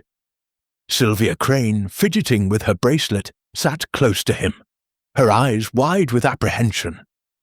Miss Lavinia Trent perched on a sofa, her notebook closed, her gaze sharp. Mr. Percy Vale stood apart, his briefcase at his feet, his expression impassive but strained. Miss Marple, settling into a chair with her knitting, began in her gentle, precise tone. "We have reached the heart of this sad affair, my friends. Beatrice Langton's death was no accident, but a carefully planned murder, rooted in secrets long buried. Today, I shall explain how it was done, and by whom." The room fell silent, every eye fixed on her. Her Hastings leaned forward, his pulse quickening. "Let us begin with the facts," Miss Marple said, her needles clicking softly. Beatrice died of cyanide poisoning, administered through her nerve tonic, taken at 2 p.m. on September 12th. A typed letter, luring her to the study, was found in her hand, suggesting a rendezvous. Her diary spoke of burned letters, a trust, and a betrayal. A green thread, a footprint, and a handwritten note added to the puzzle. But these were not random clues. They were threads in a tapestry of deception. She turned to Mrs. Hartley. "You admitted burning letters, Mrs. Hartley, to protect the family." Those letters, I believe, revealed an indiscretion by your late husband, a financial arrangement perhaps tied to the Hartley Trust. Beatrice discovered them in the attic, and they threatened someone's future. Mrs. Hartley's face flushed, but she nodded. They were old love letters, from my husband to another woman. I burned them to spare the family shame, but I didn't kill Beatrice. Miss Marple's eyes softened. I believe you, but someone else feared those letters, or what Beatrice learned from them. She turned to Dr. Gray. Doctor, you were agitated when Beatrice mentioned the trust. You knew something, didn't you? Dr. Gray's spectacles slipped, and he pushed them back, his voice hoarse. I suspected the trust was mismanaged. Beatrice asked me about it, but I told her to speak to Vale. I had no part in her death. Clara gripped his hand, her eyes pleading. Miss Marple nodded, then looked at Sylvia Crane. Miss Crane, the green thread matched your dress, and you were seen near the study at 1:55 p.m. You claimed to be powdering your nose, but you lingered, didn't you? Sylvia's bracelet fell to the floor with a clatter. I didn't kill her. I was curious. Yes, I overheard Beatrice arguing earlier, and I wanted to know why. But I didn't go in. Miss Marple's gaze shifted to Roger Hartley. And you, Mr. Hartley, your footprint was found near the burned letters. You knew Beatrice was digging into the trust, which affects your inheritance. Did you fear her interference? Roger's face darkened. I told you, I walk the garden all the time. Beatrice was a meddler, but I didn't care enough to kill her. Miss Trent interjected, her voice sharp. Beatrice was going to ruin everything. She told me the trust was fraudulent, that it would bankrupt the family. I warned her to stop. Miss Marple's needles paused. Thank you, Miss Trent. Your candour is helpful, but let us turn to Mr. Vale. Her eyes met the solicitor's, and Hastings saw a flicker of unease cross his face. Your typewriter was used for the threatening letter, Mr. Vale. You were in London, where the letter was posted, and you were seen on the upper floor the morning of the party. Beatrice's diary mentioned a trust, and you, as the family's solicitor, managed it. Vale's grip on his briefcase tightened. I told you my typewriter is accessible to my staff. I had no quarrel with Beatrice. The trust is sound. Miss Marple's voice grew firm. But it was not Mr. Vale. Beatrice discovered that the Hartley Trust had been altered, diverting funds to an unknown beneficiary. She confronted you at 11:30 a.m. on the day of the party, the argument Miss Trent overheard. You wrote the handwritten note asking her to meet you, hoping to persuade her to stay silent. But she refused, didn't she? Vale's face paled. This is absurd. Miss Marple raised a hand. When persuasion failed, you acted. You knew Beatrice's habit of taking her tonic at 2 p.m. You poisoned the bottle in her room that morning when you were seen upstairs. The typed letter prepared in your office was a distraction, ensuring she was found in the study, where suspicion would fall on others. The green thread was a misstep. You brushed against the sewing basket while tampering with the tonic, perhaps wearing a green tie or scarf from your London office. The room was deathly still. Vale's voice was a whisper. You have no proof. Miss Marple's eyes gleamed. The footprint was Roger's, yes, but it was incidental. He walks the garden daily. The thread, however, points to you, and the diary confirms Beatrice's fear of the trust's fraud, which only you could have orchestrated. You killed her to protect your theft. Mr. Vale's briefcase slipped from his hands, papers spilling across the floor. I didn't mean for her to die. I only wanted to scare her." His voice broke, and Grange stepped forward, signalling to the constable. As Vale was led away, the room erupted in murmurs. Mrs. Hartley collapsed into a chair, sobbing. Clara clung to Doctor. Grey, her relief palpable. Roger and Sylvia exchanged stunned glances, and Miss Trent's notebook fell open, forgotten. Miss Marple folded her knitting. "The truth, my friends, is often simple, but it hides behind fear and greed. Beatrice saw too much, and Mr. Vale could not risk exposure." Grange shook his head, impressed. "You've done it again, Miss Marple. I'd never have looked at Vale so closely." As they left the house, Hastings turned to her. "How did you know it was Vale?" Miss Marple smiled faintly. The diary, the thread, the typewriter, all pointed to someone with access and motive. Vale's calm was too perfect, his answers too precise. In a village, Captain Hastings, secrets are never truly hidden.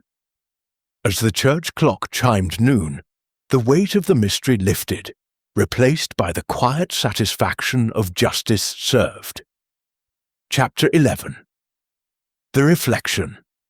The afternoon of September 18th cast a gentle glow over St. Mary Mead, the autumn sun softening the edges of Meadowbank House's sombre facade. The revelation of Mr. Percy Vale's guilt had rippled through the village, leaving a quiet unease in its wake. Captain Hastings, walking beside Miss Marple as they returned to her cottage, felt a strange mix of relief and melancholy. The mystery was solved, the killer unmasked, yet the weight of Beatrice Langston's death lingered, a reminder of the fragility of trust in a close-knit community. Inside her cosy parlour, Miss Marple settled into her armchair, her knitting needles resuming their familiar rhythm. The fire crackled softly, casting flickering shadows on the walls, and Hastings took his usual seat, his mind replaying the dramatic scene in the drawing-room. Mr. Vale's confession, his desperate admission of trying to scare Beatrice, had been the final thread in Miss Marple's carefully woven net. Yet, as always, Hastings sensed there was more to her thoughts than she had revealed. "You were remarkable, Miss Marple," he said, sipping tea. "The way you pieced it all together. The diary, the thread, the typewriter. I'd never have suspected Vale so strongly." Miss Marple's eyes twinkled over her knitting. "You are too kind, Captain Hastings. But it was not so difficult, really. People, you see, are predictable in their weaknesses. Mr. Vale's greed was his undoing, just as Beatrice's curiosity was hers. In a village, one learns to watch for such patterns." Hastings leaned forward, curious. "But how did you know the thread was from Vale, not Sylvia? It matched her dress, after all." Miss Marple's needles paused. "A fair question. The thread was a clue, but not a definitive one. Sylvia's dress was a convenient distraction, and I suspect Vale relied on that. But the diary's mention of the trust, and Vale's access to the typewriter in London, pointed to him. The thread, I believe, came from a green scarf he wore when he visited Beatrice's room to tamper with the tonic. He was careless, and the basket caught it." Hastings nodded, marvelling at her precision. "And the footprint. Roger's boots threw me off entirely." "A red herring," Miss Marple said, her voice soft. "Roger is careless, wandering the garden daily. His footprint was incidental, but Vale likely knew it would confuse matters. The letter, too, was a performance, typed to seem impersonal, yet the handwritten note at 11:30 a.m. betrayed Vale's urgency. He feared Beatrice would expose his theft from the trust. Hastings frowned. But why kill her? Couldn't he have bribed her, or persuaded her to stay silent? Miss Marple's expression grew sombre. Beatrice was a woman of principle, Captain Hastings. Her diary showed her resolve to confront the truth, even at great risk. Vale, I suspect, panicked. He had siphoned funds from the Hartley Trust for years, funneling them to a private account. Beatrice's discovery threatened not only his wealth, but his reputation. In his mind, murder was the only way to silence her. She set her knitting aside, her eyes distant. It is a sad thing when greed overrides humanity. Beatrice was no saint. She was curious, perhaps too much so, but she did not deserve such an end. And the others, Mrs. Hartley, Dr. Gray, Clara, they all carried their own burdens, their own secrets, which made them seem guilty. Hastings thought of Mrs. Hartley's burned letters, Clara's tearful confession, Dr. Gray's nervous tics. They all had something to hide, he said. It made it devilishly hard to see the truth. Miss Marple nodded. That is the way of secrets, Captain Hastings. They cloud the mind like mist on a window. But if you look closely, you see the shapes beneath. Mrs. Hartley burned those letters to protect her husband's memory, not to conceal a crime. Clara's silence came from fear for her husband, who knew of the trust's irregularities but lacked the courage to act. Even Roger and Sylvia, with their flimsy alibis, were merely protecting their own petty indiscretions, a flirtation perhaps, or a quarrel. And Miss Trent? Hastings asked, recalling the spinster's eager gossip. Miss Marple smiled faintly. Miss Trent sees everything but understands little. Her observations were useful, but her love of drama made her an unreliable witness. She saw Beatrice's fear, but not its cause. Hastings leaned back, his tea forgotten. You make it sound so simple, yet it was anything but. How do you do it, Miss Marple? How do you see through all of the lies? She picked up her knitting again, her movements deliberate. By listening, Captain Hastings, and by remembering that people are much the same, whether in St. Mary Mead or London. They act out of love, fear, greed, or shame. Beatrice's death was a tragedy, but it was also a lesson in human nature. I merely followed the patterns. As the church clock chimed 3, a knock at the door interrupted them. Inspector Grange entered, his face weary but grateful. Miss Marple, I wanted to thank you. Vales confessed fully. Embezzlement, the poison tonic, the letter. He's broken, says he never meant for it to go so far. Your work saved us months of blundering. Miss Marple inclined her head modestly. I am glad to have helped, Inspector. But it was Beatrice's own words in her diary that pointed the way. She was a brave woman, in her quiet way. Grange nodded, then turned to leave. The village owes you, Miss Marple. I'll see you don't go unnoticed for this. As the door closed, Miss Marple shook her head. I need no notice, Captain Hastings. It is enough to set things right.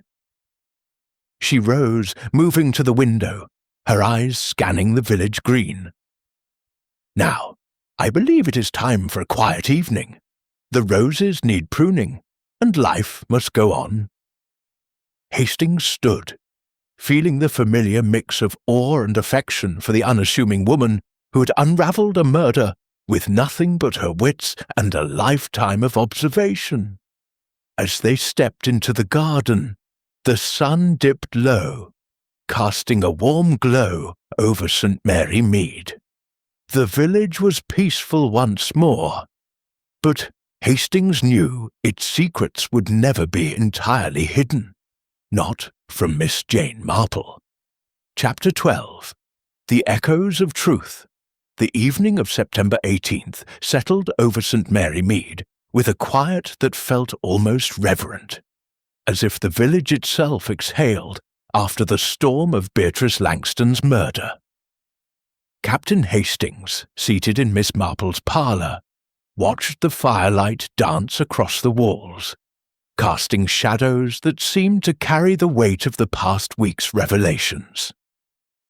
The unmasking of Mr. Percy Vale had brought justice, but the ripples of his crime still stirred the household at Meadowbank House. Miss Marple, her knitting needles clicking softly, appeared serene, yet Hastings sensed she was still sifting through the case's finer details, ensuring no thread remained loose. Outside, the village was returning to its routine, though whispers of the scandal lingered in the tea-rooms and the post office. Hastings, sipping tea, broke the silence. "It's remarkable, Miss Marple, how quickly life resumes here. You'd think nothing had happened, yet Meadowbank House will never be the same." Miss Marple's eyes twinkled over her knitting. "Villages are resilient, Captain Hastings, but they never forget. The Hartley family will carry this wound for years, though they may hide it behind polite smiles." She paused, her needles still. "But there are still questions to answer, small matters that clarify the whole." Hastings raised an eyebrow. "Questions? I thought Vale's confession settled everything." Miss Marple smiled faintly. "Confessions are rarely complete, my dear Captain. Mr. Vale admitted to the murder, but not to every step of his plan. We must ensure the full truth is known, for the sake of those left behind." The next morning, September 19th, they returned to Meadowbank House at Inspector Grange's request. He had called a final meeting to close the case, and the suspects, now cleared but still shaken, gathered in the drawing-room. Mrs. Evelyn Hartley sat by the window, her face drawn, her hands no longer trembling but clasped tightly. Dr. Lionel Gray, his spectacles polished, stood beside his wife, Clara, whose eyes were clearer, though shadowed by grief. Roger Hartley leaned against the mantelpiece, his cigarette unlit, his expression subdued. Sylvia Crane, beside him, had abandoned her bracelet twisting, her demeanour quieter, almost chastened. Miss Lavinia Trent sat with her notebook, her gossip subdued for once, her eyes watchful, but less sharp. Grange addressed the group, his voice steady. "Mr. Vale is in custody, charged with murder and embezzlement. His confession confirms he poisoned Miss Langton's tonic and wrote the threatening letter to lure her to the study. But Miss Marple has some final observations to share." Miss Marple, seated with her knitting, spoke gently. "Thank you, Inspector. The case is solved, but there are details worth clarifying to ease the minds of those here. Mr. Vale's motive was greed. He had been siphoning funds from the Hartley Trust for years, a fact Beatrice uncovered through old letters in the attic. Those letters, Mrs. Hartley, were not just love letters, were they?" Mrs. Hartley's face paled, but she nodded. "They mentioned payments, made in secret by my husband to an associate. I didn't know it was Vale until Beatrice told me, a week before her death. I burned them to protect the family's name, not knowing they pointed to his crime." Miss Marple's needles clicked softly. "And you, Dr. Gray, knew of irregularities in the trust, did you not? Beatrice confided in you, but you hesitated to act." Dr. Gray's spectacles slipped, and he pushed them back. "I suspected Vale was mismanaging funds, yes. Beatrice asked me about it, but I told her to speak to him directly. I was a coward. I didn't want to be involved." Clara squeezed his hand, her expression forgiving, and Hastings felt a pang of sympathy for their strained marriage. Miss Marple turned to Sylvia Crane. "Miss Crane, your presence near the study at 1:55 p.m. was innocent, I believe. You overheard Beatrice's earlier argument with Vale, and curiosity drew you back. Is that correct?" Sylvia nodded, her voice soft. "Yes. I heard them arguing at 11:30 through the study door. Beatrice was saying something about fraud and the family. I didn't understand, but I was curious. I didn't go in, I swear." Roger's hand rested on hers, a rare gesture of support. Miss Trent, unable to resist, spoke up. "I told you Beatrice was meddling. She was always poking into things, stirring up trouble. I warned her it would end badly." Her tone lacked its usual venom, and Hastings sensed a trace of regret. Miss Marple's eyes softened. "Beatrice's curiosity was her strength, Miss Trent, though it cost her dearly. She sought the truth, and in doing so, exposed a great wrong." She turned to Grange. "Inspector, have you confirmed the source of the cyanide?" Grange nodded. Vale admitted to obtaining it from a chemical supplier in London, under the pretense of a legal case involving industrial clients. He planned the murder carefully, knowing Beatrice's routine. Miss Marple's needles paused, and the handwritten note, asking Beatrice to meet at 11:30 a.m. It was Vale's, yes, but written in haste, unlike the typed letter. He hoped to persuade her to stay silent, but when she refused, he resorted to poison. Grange closed his notebook. "That's the last of it, then. Vale's trial will be swift, thanks to you, Miss Marple." The household dispersed, their relief tempered by the lingering pain of betrayal. Mrs. Hartley approached Miss Marple, her voice low. "Thank you, Miss Marple. I was foolish to hide those letters. I thought I was protecting us, but I only made things worse." Miss Marple's smile was kind. "You acted out of love for your family, Mrs. Hartley. That is no crime." As they left Meadowbank House, Hastings spoke. "You tied up every loose end, Miss Marple, but I still wonder, how did you know Vale's scarf had the green thread, not Sylvia's dress?" Miss Marple's eyes twinkled. "A guess, Captain Hastings, but an educated one. Sylvia's dress was too fine to shed so easily, and Vale's London office suggested a wardrobe of city tastes. Green silk is a solicitor's flourish. The thread was a small thing, but in a village, small things matter." At her cottage, Miss Marple resumed her knitting, the fire casting a warm glow.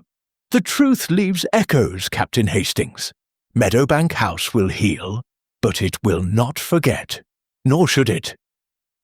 As the church clock chimed 4, Hastings felt the case's resolution settle over him, a testament to Miss Marple's quiet genius. Chapter 13. The Weight of Secrets.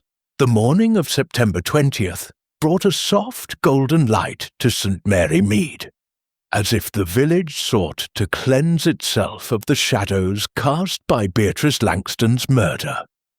Captain Hastings, walking through the quiet lanes toward Miss Marple's cottage, felt the lingering echoes of the case. Mr. Percy Vale's confession had closed the investigation, but the revelations about the Hartley Trust and the burned letters had left the Meadowbank House household altered, their lives reshaped by truths they could no longer ignore. Miss Marple, Hastings knew, would have one final reflection to offer, her insight as sharp as ever. Inside her cottage, Miss Marple sat by the window, her knitting needles moving with their familiar rhythm, the sunlight catching the silver in her hair. A tray of tea and scones rested on the table, and Hastings settled into his usual chair, grateful for the warmth of her parlour. "It's over, Miss Marple," he said, stirring his tea. "Yet I can't help feeling there's more to this than Vale's greed. The family, they're all changed." Miss Marple's eyes met his, a faint smile playing on her lips. "You are quite right, Captain Hastings. A murder does not end with the capture of the guilty. It leaves scars, invisible but deep, on those who remain. Meadowbank House will carry those scars for years." Hastings leaned forward, curious. "Do you think they'll recover? Mrs. Hartley, the Greys, Roger and Sylvia, can they go back to how things were?" Miss Marple's needles paused. "No one goes back, my dear Captain. Mrs. Hartley burned those letters to protect her husband's memory, but in doing so, she hid a truth that might have saved Beatrice. Dr. Gray and Clara will mend their marriage, I think, now that his silence about the trust is forgiven. Roger and Sylvia, young and reckless, may learn from this, or they may not. But the weight of secrets has been lifted, and that is a start." Hastings nodded, thinking of the strained faces in the drawing-room, and Miss Trent. She seemed almost disappointed that the scandal wasn't juicier. "Miss Marple chuckled softly.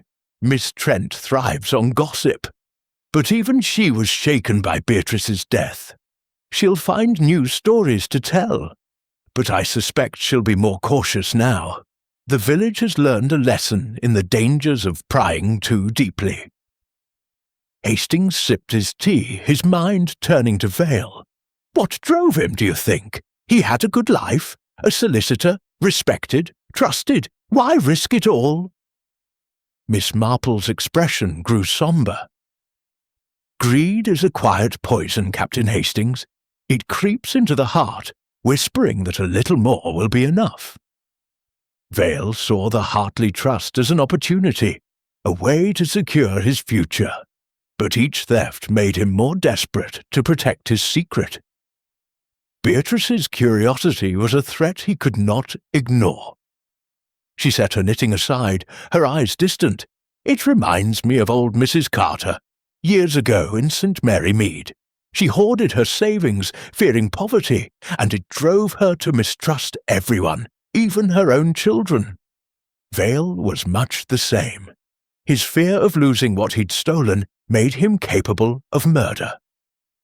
Hastings frowned. "But the letter, the typed one, why go to such lengths to stage it?" Miss Marple's eyes gleamed. "A clever touch, but a flawed one. The letter was meant to mislead, to suggest an outsider or a dramatic confrontation. Vale typed it in London, using his office machine, and posted it to arrive that morning. But the handwritten note, at 11:30 a.m., asking Beatrice to meet him, betrayed his panic. He hoped to persuade her, but when she stood firm, he relied on the poisoned tonic, knowing her routine. Hastings shook his head, marvelling. "You saw through it all. The thread, the footprint, the diary. I thought Roger or Sylvia were guilty for sure." Miss Marple smiled. "They were convenient suspects, Captain Hastings. Roger's carelessness and Sylvia's nervousness made them seem guilty, but their faults were trivial, youthful indiscretions, not murder. Vale, with his calm facade, was the true danger. In a village, the quiet ones often hide the most." A knock at the door interrupted them. Mrs. Hartley entered, her face pale but composed, a small parcel in her hands. "Miss Marple, I wanted to thank you," she said, her voice steady. "I've been going through Beatrice's things and I found this. She would have wanted you to have it." She handed over a delicate silver locket engraved with a rose. Miss Marple accepted it graciously. "How kind of you, Mrs. Hartley. I shall treasure it in memory of Beatrice's courage." Mrs. Hartley hesitated, then spoke. "I've decided to make the trust public, to ensure it's managed properly. No more secrets. It's what Beatrice would have wanted." Miss Marple nodded approvingly. "A wise decision. Transparency heals wounds, even if it takes time." As Mrs. Hartley left, Hastings turned to Miss Marple. "You've changed them, you know. They're trying to make things right." Miss Marple's needles resumed their rhythm. "I merely showed them the truth, Captain Hastings. They chose what to do with it. That is the way of justice. It shines a light, but the heart must decide how to move forward." As the church clock chimed noon, Hastings felt a quiet satisfaction settle over him. The case was closed, the village healing, and Miss Marple's wisdom, as always, had prevailed. Outside, the roses bloomed, a reminder that life, like truth, endured. Chapter 14. The Healing Begins. The late afternoon of September 20th draped St. Mary Mead in a golden haze, the autumn light softening the village's edges as if to soothe the wounds left by Beatrice Langton's murder. Captain Hastings, strolling through the lanes toward Meadowbank House, felt a quiet shift in the air. The arrest of Mr. Percy Vale had brought justice, but the Hartley household was still grappling with the aftermath of betrayal and loss. Miss Marple, walking beside him with her characteristic briskness, carried her black handbag, her eyes scanning the village with a gentle vigilance. Hastings knew she was not yet done with Meadowbank House. She had one final visit to make, to ensure the healing process had begun. The drawing-room of Meadowbank House was quieter now, the oppressive tension of the past week replaced by a subdued calm. Mrs. Evelyn Hartley greeted them at the door, her face less strained, though shadows lingered in her eyes. "Miss Marple, Captain Hastings, thank you for coming," she said, her voice steady but soft. "I wanted you to see the changes we're making, to honour Beatrice's memory." Inside, the household was gathered, their postures less defensive, though not without traces of unease. Dr. Lionel Gray stood by the fireplace, his spectacles polished, his demeanour more relaxed, as if a weight had been lifted. Clara Gray sat beside him, her handkerchief neatly folded, her eyes clear with a newfound resolve. Roger Hartley, for once without a cigarette, stood near the window, his expression thoughtful. Sylvia Crane, her bracelet absent, sat close to him, her smile tentative but genuine. Miss Lavinia Trent was absent, having excused herself to tend to village matters, a fact that brought a faint smile to Miss Marple's lips. Mrs. Hartley gestured to a table where papers were neatly arranged. "I've hired a new solicitor," she said.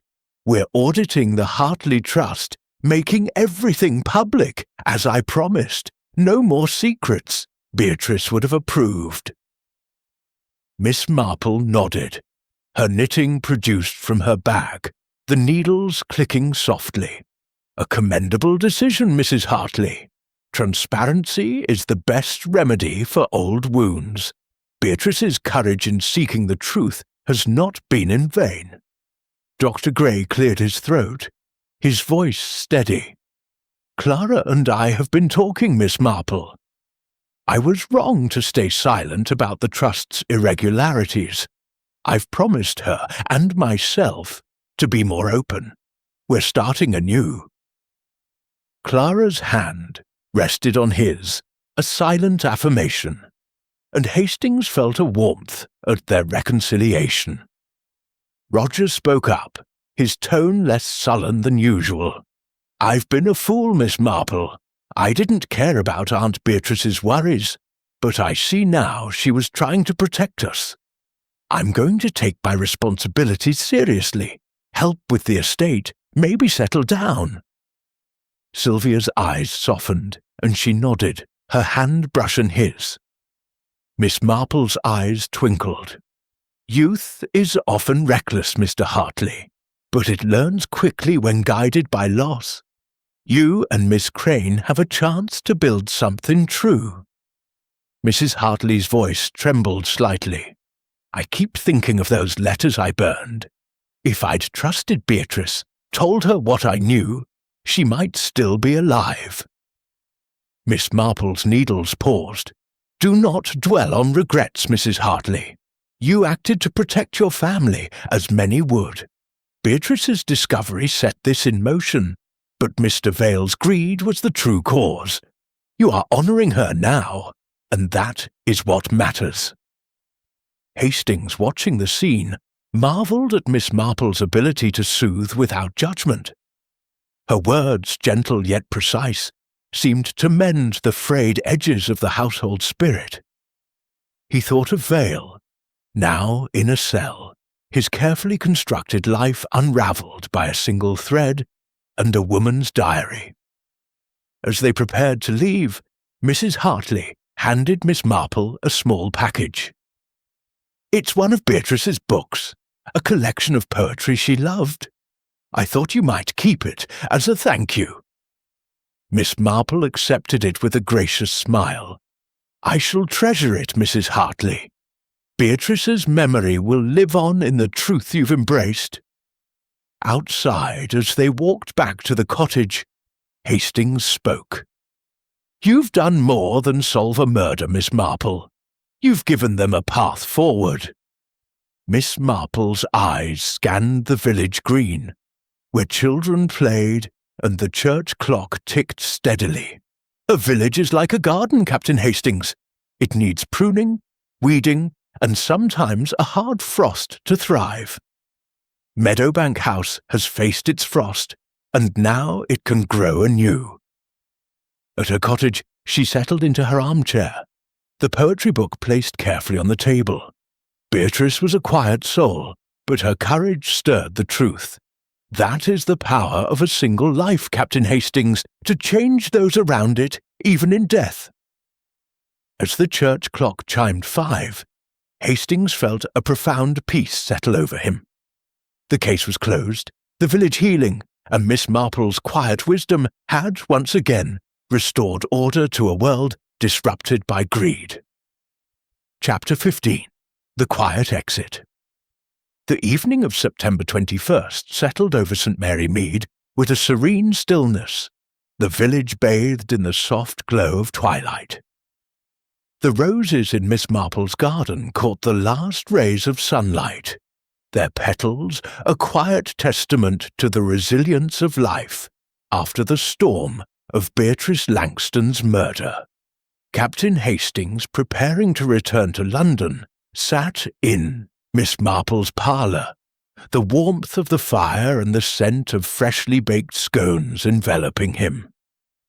The case was closed, the Hartley household on a path to healing, yet he felt a pang of reluctance to leave the village, and the remarkable woman who had unravelled its darkest secret. Miss Marple, seated in her armchair, worked her knitting needles with their familiar rhythm, the silver locket from Mrs. Hartley glinting on the table beside her. The poetry book, Beatrice's gift, lay open, its pages marked by a ribbon. Her eyes, sharp and kind, met Hastings with a knowing smile. "You look thoughtful, Captain Hastings," she said. "Is it the case, or the journey ahead?" Hastings chuckled softly. "A bit of both, I suppose. I can't help but marvel at how you did it. Saw through Vale's lies, the red herrings, the secrets. St. Mary Mead seems so peaceful, yet you find such complexity beneath it." Miss Marple's needles paused, her gaze drifting to the window. "A village is like a tapestry, Captain Hastings, simple on the surface, but woven with countless threads. Beatrice's death was a tear in that tapestry, but by mending it, we've strengthened the whole." Hastings leaned forward, his tea cooling at its cup. "Do you ever tire of it? Seeing the darkness in people, yet finding the light to guide them. Her smile was gentle, but tinged with melancholy. It is not the darkness that tires me, but the pain it causes. Beatrice was a quiet soul, curious and brave, and her loss reminds us how fragile trust can be. Yet, in solving her murder, we've given her justice, and the Hartleys a chance to rebuild. He thought of Meadowbank House, where Mrs. Hartley was restoring the trust doctor, Gray and Clara mending their marriage, and Roger and Sylvia planning a quieter future. Even Miss Trent, subdued by the tragedy, had softened her gossip. "You've changed them all," Hastings said. "They're better for it." Miss Marple shook her head modestly. "I only held up a mirror, Captain Hastings. They chose to look into it. That is the true work of justice, not punishment, but understanding." A knock at the door interrupted them. Inspector Grange entered, his face less haggard, a rare smile softening his features.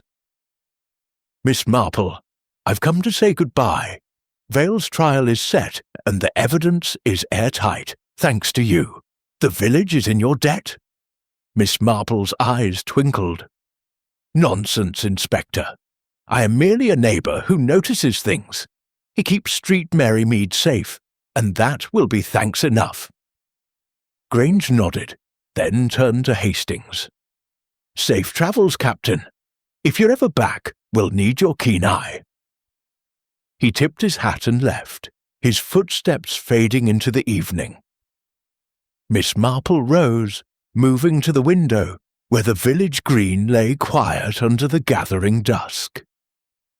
"St. Mary Mead will go on, as it always has," she said softly. "But each scandal, each secret, leaves its mark. We learn, we grow, and we carry on." Hastings stood, gathering his coat. "I'll miss this place, and your wisdom, Miss Marple. London seems dull by comparison." She laughed, a light silvery sound. "Oh, London has its own mysteries, Captain Hastings. But do come back. The roses will be blooming, and there's always a cup of tea waiting." As he stepped into the garden, the church clock chimed 7, its notes echoing across the village. Hastings glanced back, seeing Miss Marple silhouetted against the firelight, her knitting a steady rhythm. She was a quiet guardian of truth, her unassuming presence a beacon in the shadows of human nature. The train to London awaited, but as Hastings walked away, he carried with him the memory of a village transformed by one woman's courage and another's genius. St. Mary Mead was at peace, and Miss Jane Marple, with her quiet exit, had ensured it would endure.